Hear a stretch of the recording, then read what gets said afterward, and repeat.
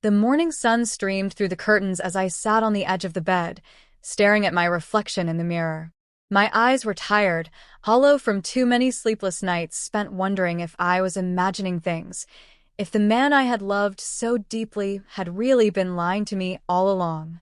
The weight of doubt pressed heavily on my chest, but today, clarity cut through the fog. Today, I would walk away.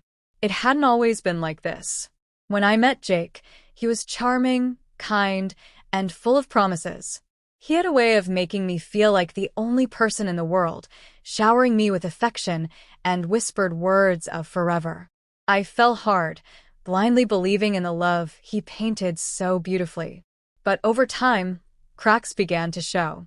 Late nights at the office turned into weekends away. Excuses became repetitive, flimsy at best. My gut told me something was wrong, but every time I questioned him, he'd laugh and brush my concerns aside. "You're overthinking, baby.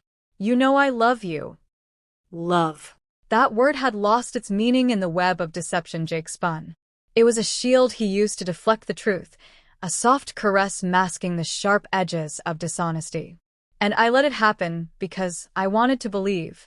I wanted to be wrong. Until the night I wasn't. A call in the middle of the night. A hushed voice. A name I didn't recognize spoken with too much familiarity. My heart pounded as I listened, and when Jake turned to me with a forced smile, I already knew. "Who was that?" I asked, my voice steady despite the storm brewing inside me. "Just work," he replied too quickly, avoiding my gaze. "At 2 in the morning?" My stomach churned, my hands trembling as I reached for his phone. He hesitated, just a fraction of a second too long. It was all I needed. I saw the messages. The ones that confirmed what I had been trying so hard to ignore. Words meant for someone else. Words that used to be just for me. My world tilted as I read through the lies, each one a dagger straight to my heart. Jake tried to explain, to weave more deceit into an already tangled web, but I couldn't hear him anymore. The walls of our home, the memories we had built, the laughter we had shared, it all crumbled into dust. I had spent too long making excuses for him, for myself. I refused to be a fool any longer. So, I made my decision. This morning, as he slept soundly beside me, I packed my bags. I left behind the picture frames, the love notes that once meant everything, and the dreams that would never come true.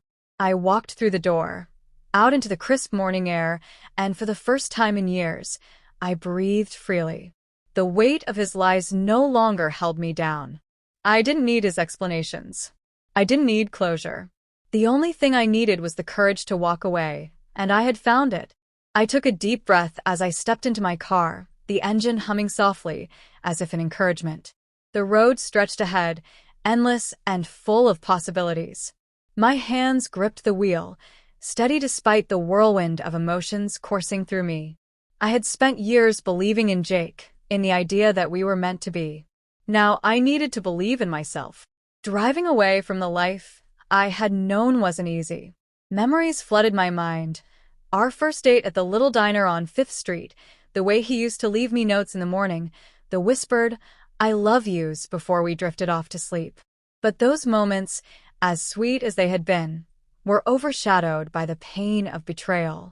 I had given Jake my heart, my trust, my everything, and he had taken it all for granted. As I drove past familiar streets, I felt a pang of sadness. This city had been my home, our home. Every corner held a memory, every turn a reminder of what once was. But I couldn't let nostalgia keep me tethered to a life built on lies. I deserved more. I deserved honesty, respect, and love that didn't come with conditions or secrets. My phone buzzed on the passenger seat. I glanced at the screen, Jake. My fingers hovered over the decline button before I let it ring out. There was nothing left to say. He had made his choices, and now I was making mine. A text followed shortly after. "Please, let's talk. I can explain." Explain. That word had lost all meaning. Jake had spent years explaining, weaving excuses like a master storyteller. I had been his willing audience, hanging onto his every word, hoping that this time would be different. But it never was. and I refused to play my part any longer. I pulled into a gas station, needing a moment to collect myself. The weight of what I was doing finally sank in. I was leaving behind a life, a love, a future that I had once dreamed of. But as I looked at my reflection in the rearview mirror, I saw something I hadn't seen in a long time: strength. The woman staring back at me was no longer the naive girl who believed in empty promises. She was someone who knew her worth, who refused to settle for less than she deserved. I filled my tank, grabbed a coffee, and got back on the road. The farther I drove, the lighter I felt. The chains of Jake's lies were breaking with every mile, and for the first time in years, I felt free. By the time the city lights faded in my rearview mirror, I knew there was no turning back. My heart ached, but it was the kind of pain that came with growth, with shedding the past to make room for something better. I didn't know where this road would take me, but for the first time in a long time, I was excited to find out. The sun began to set, painting the sky in hues of orange and pink. It felt symbolic, as if the universe itself was telling me that this was the beginning of something new.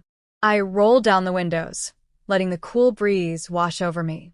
The road ahead was uncertain, but one thing was clear: I had finally walked away from his lies. And in doing so, I had found myself again.